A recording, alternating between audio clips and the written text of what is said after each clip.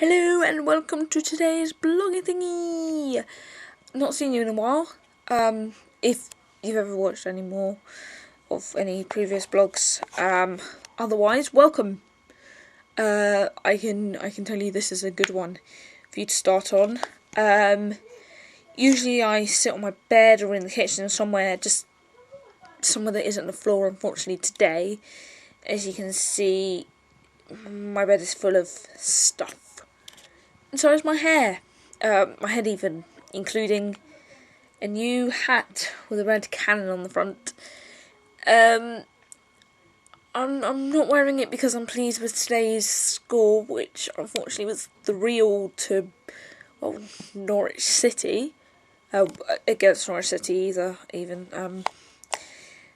But because I got given free tickets to go and see the game today, and, well, my hair's a total mess due to the last week and everything the poor mop has been through. So, if you want to find out why my bed's full of a load of crap, and why I've got free tickets to football, and also 5 free tickets to see The Lion King on Wednesday night, and why my hair's been through stuff, keep watching and have a look at this.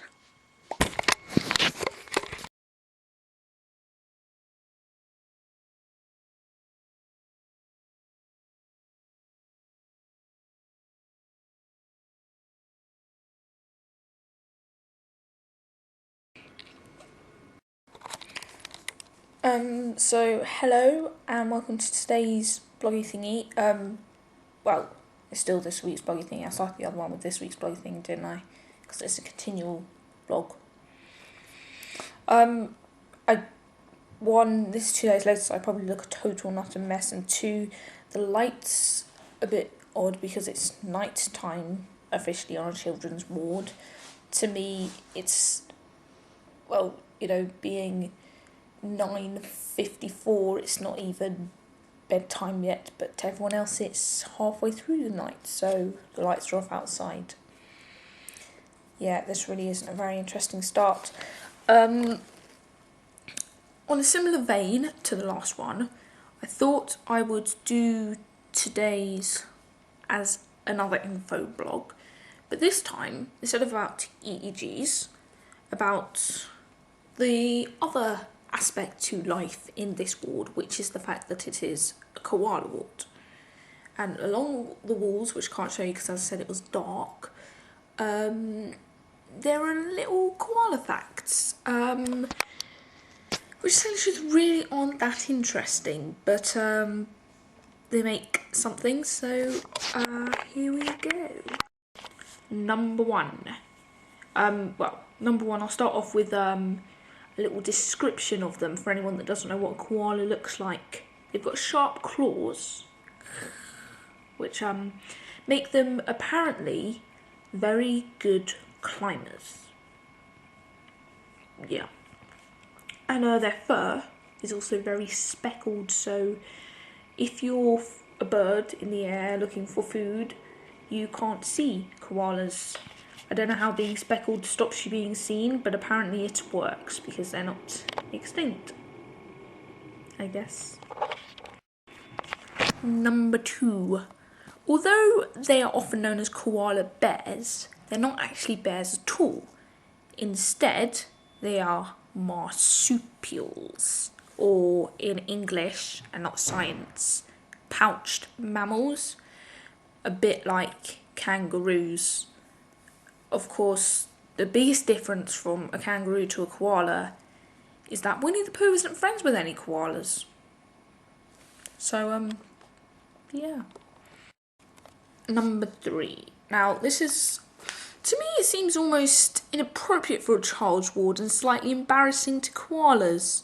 It says that their bottoms are very densely packed up with fur to provide a cushion for them sitting on hard branches. I don't get why that would interest any kids, considering most of them are... It would. Kids interested in bottoms. But you don't want kids to be interested in bottoms. No, but you can't help it. You can't pretend. There's one thing everybody's got. It's a rear end. That's true. Now, number 4. This is the one that's outside my bedroom, as well as a little kid being walked up and down to make him go to sleep. And it says that koala fingerprints are so similar to humans that even with a microscope, it can be very difficult to tell the difference. Now, to me, being a sensible teenager, that's the most interesting one. I mean, it's actually a fact that makes a difference to people's lives, I guess, whereas the others are sort of just more, what's the word? Trivial facts, that's it. They're more trivial facts than important facts. And number 5, which is the final one, because I only went along one corridor because I'm not actually meant to leave the room, is that koalas live in eastern and southern Australia in eucalyptus trees. And they very, very rarely leave the trees. They use the trees to eat and sleep and everything. And,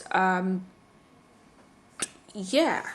And what interested me about that one is the fact that we, as in my family, have a eucalyptus tree in our garden, which means we could technically, if we really, really wanted, have a pet koala.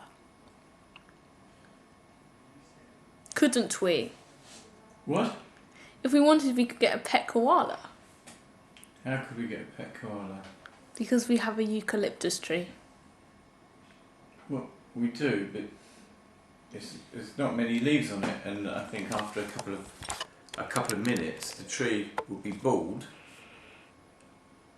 and the koala would start to go hungry. Yeah, but you can plant more, because I remember when it was really small, they only take a couple of years to grow. Yeah, but the koala's not going to wait, is he? He's not going to sort of... No, we don't need to get one yet. I mean, it's not like we're moving house or Oh, anything. so you're talking about planned koala development? Yeah. PKD? If you want to call it that. Mm-hmm. Yeah, I think it sounds good. But what about the... Yeah, but you'd need a whole forest of trees. I don't think one tree or a handful of trees in a suburban garden would do it. So plant lots. You've cut all the other ones down now. We've got space. We have a Yeah, whole... but you need 100. But that's the thing. I mean, see... Ooh. You telling me that the koalas in places like London Zoo, are there any koalas in London Zoo? Probably. Live off eucalyptus trees? Apparently, according to Walls. According to who? Walls.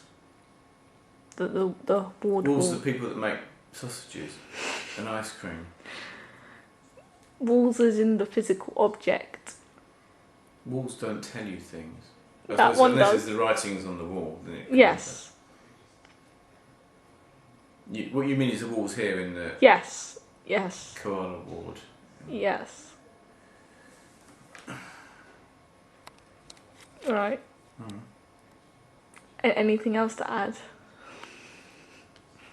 When you think of a koala, which country do you think of it as living in?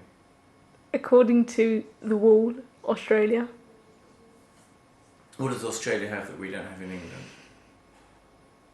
Summer holidays at Christmas time. Mm-hmm.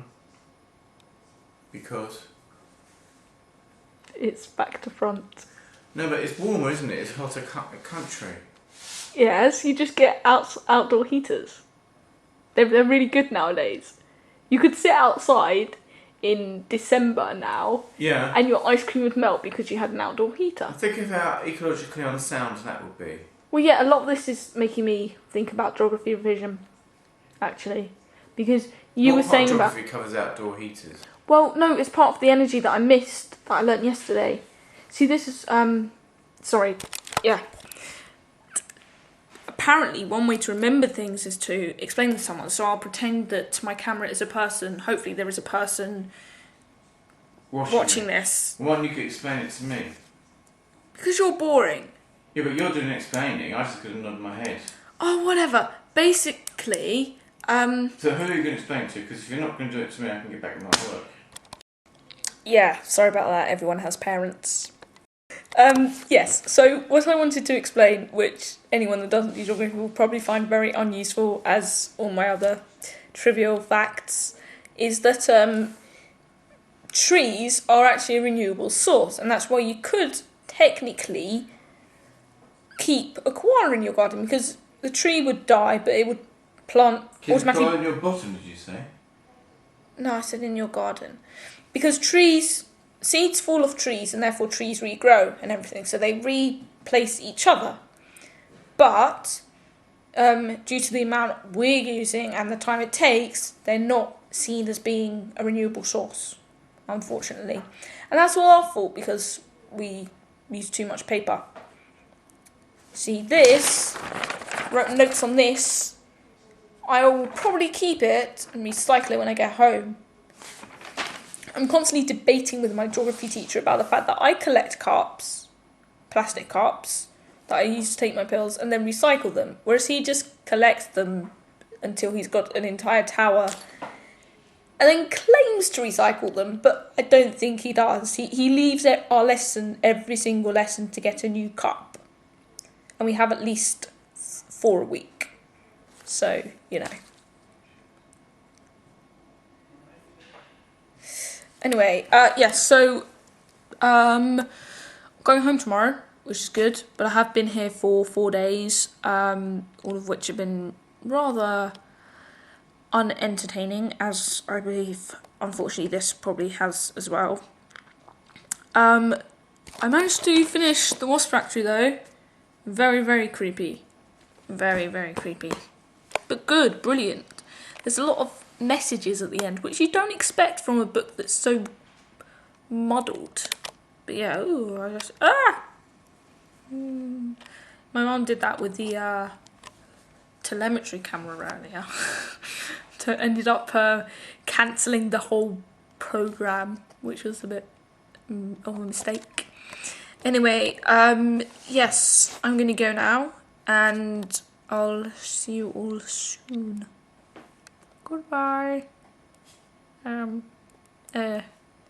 God. Now I feel a bit like Charlie. I don't know how to end this.